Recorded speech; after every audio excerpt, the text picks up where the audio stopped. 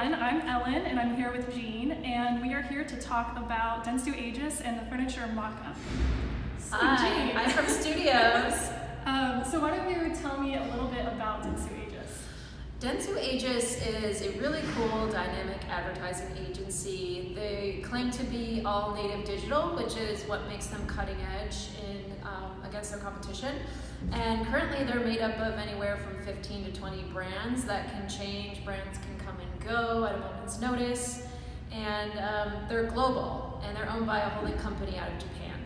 So over the past few years, Dentsu Aegis has been growing a lot in New York City, but they also have branches in Canada, Los Angeles, Colorado, Florida, Georgia, and a bunch of other places in the States.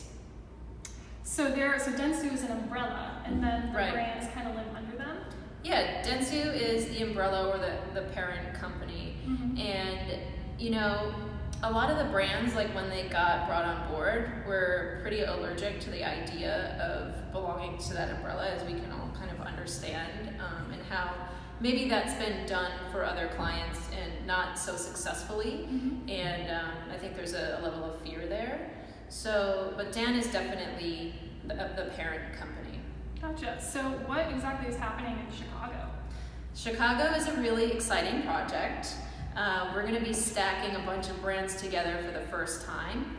And what that means is it's an opportunity for our studios and Dan and all of the partners working with us on this project to come up with a really good recipe for how they could all benefit from each other being in the same building. So are they going to be living on separate floors, or are they going to be kind of mixed together? You know, that's a really interesting question, because we're looking at it a few different ways right now. And one of the requests from Dan is that there is a shared amount of amenity and conferencing and things that people can have a sense of community around, which we're seeing in a lot of our headquarter projects. The brands are actually voicing that they want some autonomy. If you think about an ad client, they're purchasing services very specifically for a reason and for a look and for a feel and for a temperature. So for the brands, they're kind of concerned if their personality isn't reflected in their space, that they might send the wrong message to their client. So we're looking at how we can fit them on the floors, but not necessarily label a floor for them, if that makes sense. So how are the brands going to be shown throughout the space? Like, how is their personality going to be represented? So right now what we're working on is a one Dan brand identity in the space. And it really sounds more like a non-identity than a focused identity. And there's something that all of the brands want from the space that they have in common, which is a sense of comfort, cleanliness. They want to enhance the daylight, as everyone does. They want a little bit of contrast. They want a modern style. They like sleek and clean Scandinavian looks across the board. In all of the different brand offices that we've gone to see, that's kind of the main thread. So what we were thinking is one Dan brand's identity, just the umbrella identity, meaning the whole space for all of the floors, could reflect that kind of gray or black or neutral or natural or leathers or tones, and something that's a little deeper and something that's a little lighter. That could be everywhere and give you a little bit of texture and variety from space to space to space, but that the brands themselves, you would know you were walking into gyro space if you saw a lot of accents that were their colors. So they use black and red a lot. They have a very interesting kind of hard rock touch and feel. Maybe a couple of side tables could be made out of black wood, like painted. They print this really cool newsprint for their clients, and the graphic design behind it is highly styled. So maybe there's some art pieces throughout the space or objects that really reflect their personality. Mm-hmm. So with all these brands under one roof, they're going to be a little condensed, right? So how are you planning on mediating that, and how are people going to work in that small space? So we're working on what the appropriate formula is to offer enough spaces or working points throughout the floors to accommodate the staff. Typically in an office, you'll build a desk and you'll assign that desk to a worker. And the worker, will come to work every day and put their stuff down and kind of live out of that space. But what we found is a lot of the different employees from all the different brands actually work from all over the office.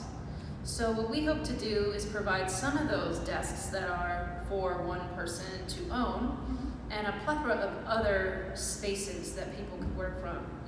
People who aren't necessarily tethered to their desk. And we believe right now that that's around 30% plus of the people that we're looking to house in Chicago. So I guess to answer your question, by overproducing seats in different styles of environments, we're using the same square footage you would for a 6-pack of desks and getting more heads to fit.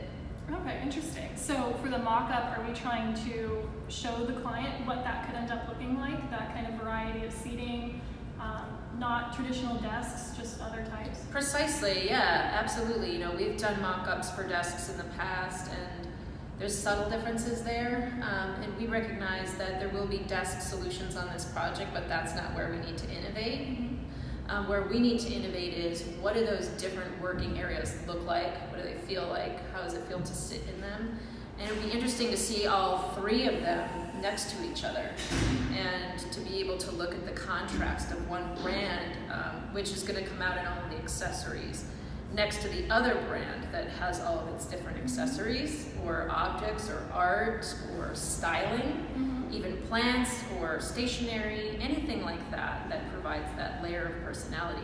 So you're going to have one Dan brand, basic kind of underlayment there, grays, blacks, neutrals, leathers, naturals, woods as the furniture, and then the accessories will show you the difference between the spaces. And then the spaces should hopefully all be a little different. Okay, great. So one Dan brand, everyone has that, just a similar look throughout, but the accessories really bring out the different brands. Yeah, exactly. Cool. Is there anything else you want to add or talk about?